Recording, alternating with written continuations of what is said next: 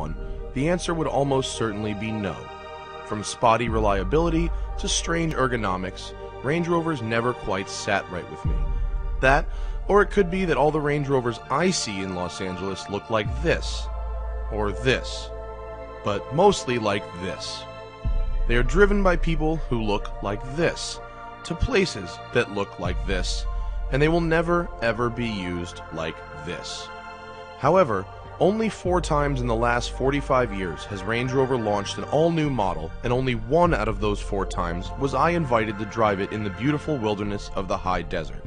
So yes, I accepted their flight over the Grand Canyon. Yes, I accepted the chauffeured parade of Range Rovers to the Amanjiri Resort, where yes, I accepted the nicest hotel room I've ever slept in. And yes, I accepted a key fob which gave me access to a $114,000 supercharged Range Rover for an entire day, both on and off the tarmac. I know what you're thinking, but please don't thank me. I did it for you. The Range Rover has always been one of those cars where it's immensely capable yet rarely used. They can go anywhere, do anything. They're incredibly over-engineered for whatever task you might throw at it, and yet you see them cruising the shopping malls of Beverly Hills, running around Greenwich, Connecticut, and of course overpopulating the island of Manhattan. Granted, this is sort of an all-purpose vehicle. It's a luxury car, it's an SUV, it's an off-roader, it's utilitarian, and it's fast. We're driving the supercharged model, 510 horsepower, 5-liter V8 blown, 461 pound-feet of torque, and moving around a car that is 700 pounds lighter than the outgoing model due to the aluminum construction. The new Range Rover's unibody is the largest piece of aluminum in all of cars and weighs 51 pounds less than the unibody on the BMW 3 Series. But despite weight savings, the Range Rover comes in at a Romanesque 5,000 pounds. But if you want a car with everything, it can't also be a lightweight. The key to this car is attention to detail, luxury, as much luxury as you could ever look for, capability, and technology, and it is full of all of these things. The nav system, screen is pretty basic, but it works. It's very clear in its directions. Pretty easy to use, very intuitive. We haven't had any issues with it yet. The radio is unbelievable. There are 3 options. There's a bass, 375 watt. We have the 19 speaker, 875 watt system, which is actually the middle one. You can get a 29 speaker, 1700 watt stereo as an option in this car from Meridian. And I haven't even heard that one yet, but this one sounds crazy good. And has infinitely configurable, no reason to go aftermarket with the radio in this car. I ended up hearing the 29-speaker frame-integrated stereo later that night, and not hearing a thing for the following 3 days. But the stereo isn't the only impressive thing inside the Range Rover's low-carbon leather covered cabin. The dash and the center console are a lot cleaner than you'd remember before. There used to be a lot of buttons and toggles for different modes. A lot of that has been moved to this one little panel here or into the MMI system. And the steering wheel, without even moving my hands, here's the list of things I can do on the steering wheel. Headlights, wipers, both automatic, blinkers, shift paddles up and down. It does rev match downshifts with the 8-speed transmission. I can adjust the stereo, I can set the cruise control, heated steering wheel, talk on the phone, voice commands, surf through modes, all available without moving my hands from 9 and 3 at all. On the outside, it's been smoothed, sculpted, and most importantly, still doesn't seat 7, as entering a 3rd row isn't couth.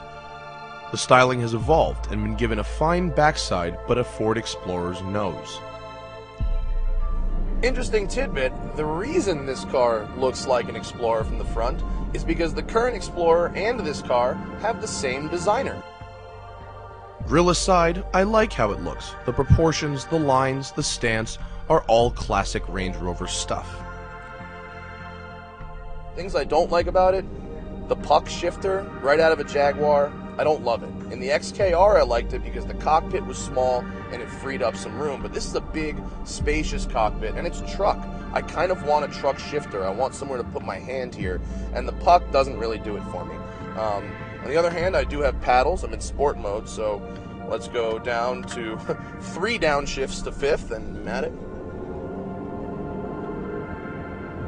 It goes good. There's 90. There's 100. There's 110. There's 120. Of course, this is a completely closed road. I have police officers on either side of it, so that was 100% legal. Having learned that 510 horsepower is in fact sufficient, my cameraman decided that maybe we should focus on technology rather than outright speed. We have auto park in here, don't we? Yes, we have park assist right there. It has adaptive cruise control, which will bring you all the way to a stop and then start again if you're in traffic. The steering feel, it's okay. It's what you'd want out of a truck. It's light. It's you do get some feedback from the road. 21-inch wheels and tires certainly help with that. But it's not, you know, you don't need a Range Rover steering to be precise like a BMW. It's got active anti-roll control, so when you huck it into a corner, it will actually stick pretty good, and a lot less body roll than the last one. Overall, though, just a phenomenal place to be. Having approved the Range Rover's credentials as a luxury tourer, we turned off the pavement, raised our suspensions, entered low range, and hit the trail. The Range Rover has probably the most advanced consumer off-roading setup ever built, designed for one purpose: to get the passengers anywhere they need to go in safety and in comfort while protecting the hardware. Its entire hood acts as an airbox so the Range Rover can ford 3 feet of water. It has a class-leading 23.5 inches of wheel travel from its air suspension. Its traction control system can automatically detect and respond to changes in the terrain, or can be preset for the prevailing conditions and become a proactive partner.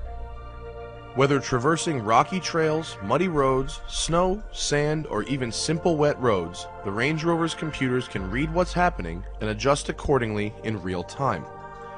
Let's crawl some things. Some more things. There we go. So far, ridiculously impressive. Climbing walls, ridges, stairs, and that. 20-inch wheels, unbelievable. All-season tires, for that matter. So we're gonna go climb this sandy, very steep hill right now. Ready? Here we go. Go! Now turn! Channel! Turn! That's what I'm talking about! Come on, yeah, buddy! That's what 100 grand looks like crawling up a hill right there. Kanye ain't never doing this in his Range Rover. I can understand now why the true die-hard Land Rover enthusiasts love the brand so much. Sure, there are other off-roaders that can get you where you need to go. Hell, a Jeep Rubicon with a much simpler, old-school setup could get you through all this terrain. But it's not about sheer capability. It's about finding a harmony between capability, luxury, style, fit, finish, and speed. And with the 4th generation Range Rover, they have succeeded impeccably. After a full day's off-roading, I wasn't beat up at all.